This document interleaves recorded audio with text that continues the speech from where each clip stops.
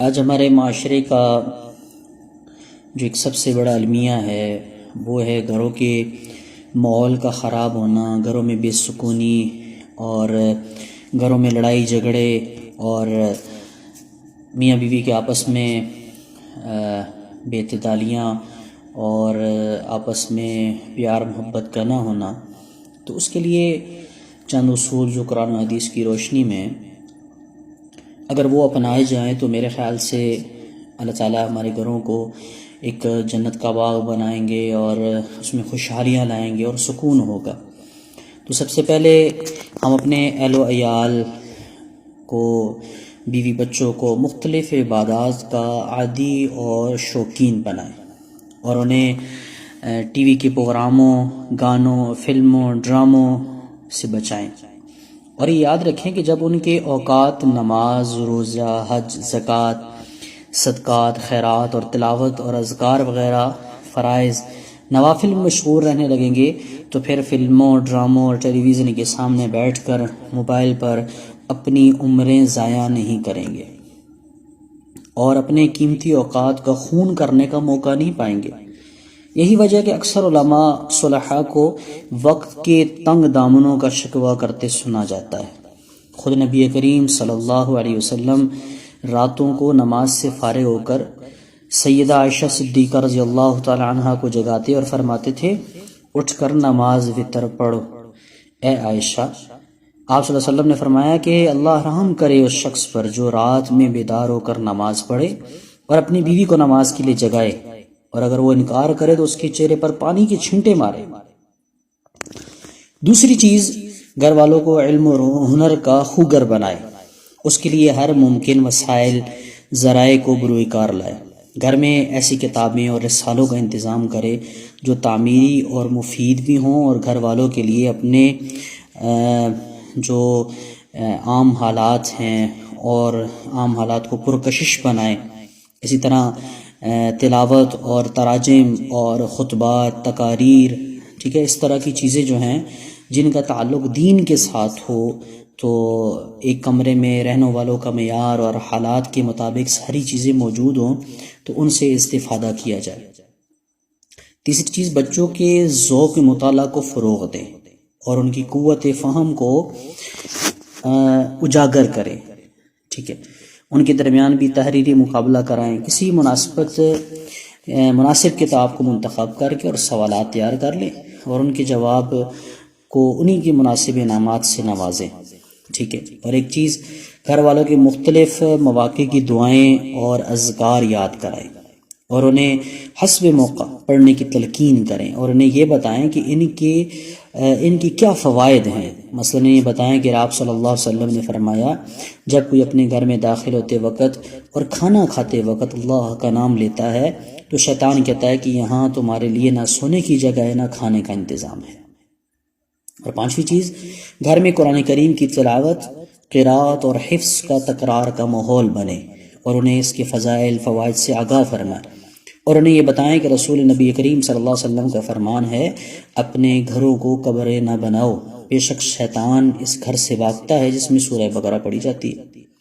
اور آپ صلی اللہ علیہ وسلم کو فرمانا ہے کہ جس گھر میں سورہ بقرہ کی آخری 2 آیتیں 3 رات پڑھی جائیں، شیاطین اس کے آس پاس بھی نہیں پائیں۔ اگر ہم اپنے گھروں میں یہ ماحول بنانے میں کامیاب ہو گئے تو امید ہے گانے بجانے، غیبت، چغلی،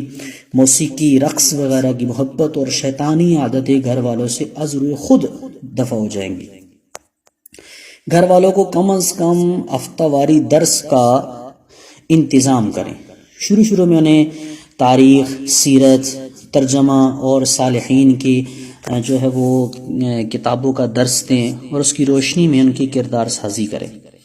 اور پھر ان کی دروس میں کبھی کبھی علماء، مشائخ اور طلباء کی جو ہے وہ سنت کو بھی مدعو کریں، اور ان کی گفتگو، مشورے اور مناقشے کے مطابق گھر والوں پر یقیناً مثبت اثرات ہوں گے۔ اگر گھر میں علماء کی مجلس ہوگی، اگر گھر میں علماء کا آنا جانا ہوگا، اور اسی طرح بچوں کو دینی اور علمی پروگراموں میں اپنے ساتھ شریک کریں۔ کبھی کبھی انہیں علماء اور صلحاء کے پاس لے جایا کریں، ان سے ان کے دلوں میں دین اور علماء کی محبت پیدا ہوگی اور ان کی زندگی میں ان کے دین اور اخلاق اور سیرت اور کردار کی جو ہے وہ چھاپ بھی پڑے گی۔ بچوں کو زبان اور ادب کی طرف بھی راغب کریں، اور اسی طرح بچوں سے ہر روز مدرسے کی رپورٹ اور سکول کی رپورٹ، ہر روز ان کے اسباق کو روزانہ یاد کرنے اور ان کو سکول کا کام کروانے کی ساری ترتیب ہو، اور ان کی پریشانیوں کو سمجھیں اور ان کی مشکلات کو حل کرنے کی کوشش کریں۔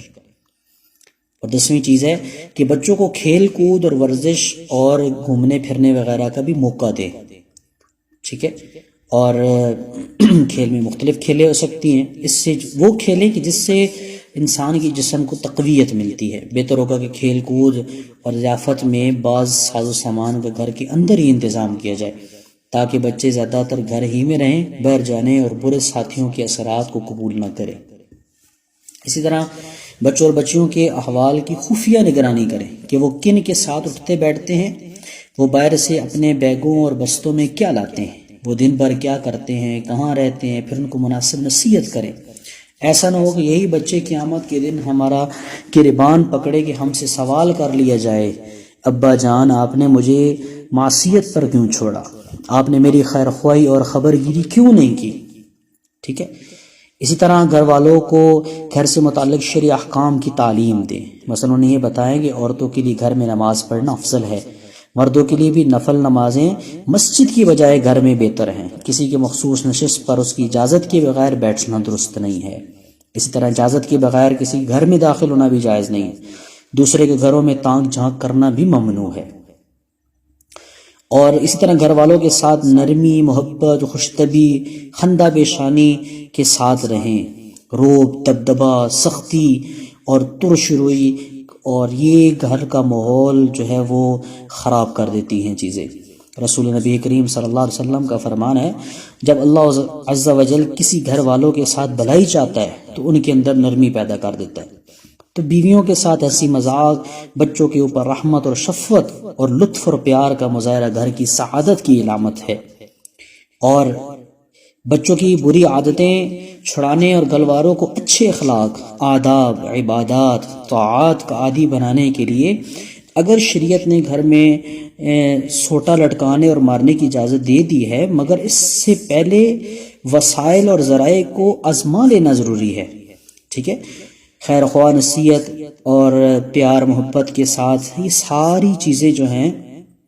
بری عادات، یہ پیار محبت سے چھڑائی جا سکتی ہیں۔ نبی کریم صلی اللہ علیہ وسلم اپنے گھر میں جب کسی کی کس بیانی پر مطلع ہوتے تو اس سے لا تعلقی ظاہر کر دیتے، یہاں تک کہ وہ اس سے توبہ کر لیتا۔ یعنی اگر آپ کا بچہ جھوٹ بول رہا ہے تو اس کو مارنے کی بجائے، اس کو جسمانی سزا دینے کی بجائے اس کو اخلاقی سزا دیں، اس سے بول چال چھوڑ دیں، اس کا کھانا بند کر دیں،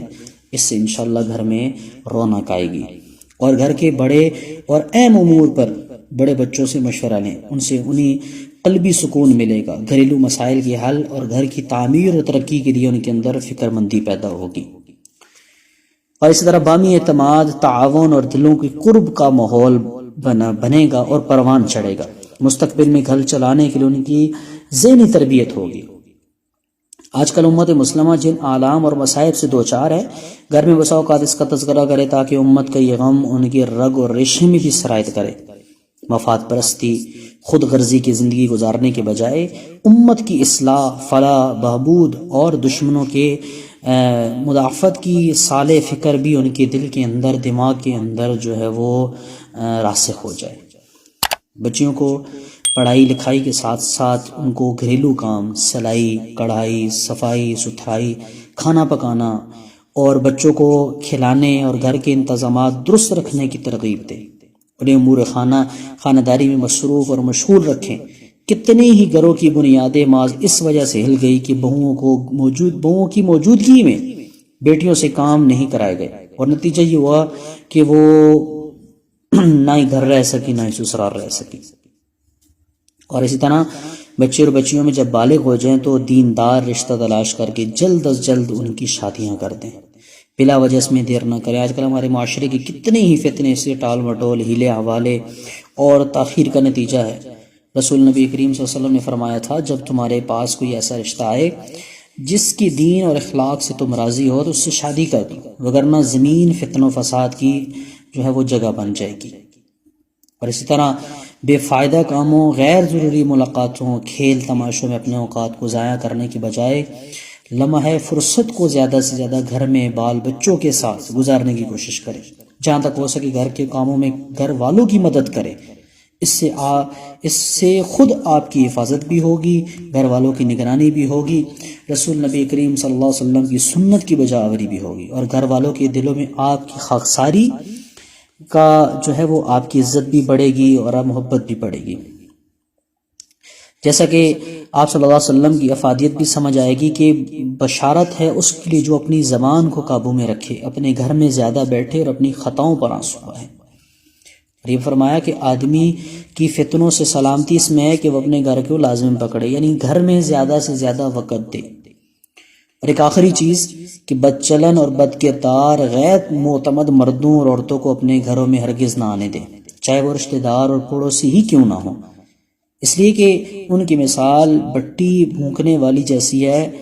جو یا تو تمہیں اور تمہارے کپڑوں کو جلا دے گی یا بھٹی کی خبیثت بدبو تمہاری ناک میں پہنچا دے گی۔ کتنی گھر ان کے ذریعے جل کر خاکسار ہو گئے۔ ٹھیک ہے، یہ چند چیزیں تھیں جو اس سے زیادہ بھی ہو سکتی ہیں، یہ چند چیزیں ہیں جو گھروں کے ہمارے ماحول کو ایک بہت ہی خوبصورت ماحول بنا سکتی ہیں اگر ان چیزوں پر عمل کیا جائے اور ان چیزوں کو اپنی زندگی میں لایا جائے۔ یہ وہ چیزیں ہیں کہ جو قرآن اور حدیث سے ہمیں ملتی ہیں، جو سنت نبوی سے ہمیں ملتی ہیں صلی اللہ علیہ وسلم، جو حضرات صحابہ اکرام کی زندگی سے ہمیں ملتی ہیں۔ اللہ تعالی ہمیں صحیح معنوں پر عمل کرنے کی توفیق عطا فرمائے۔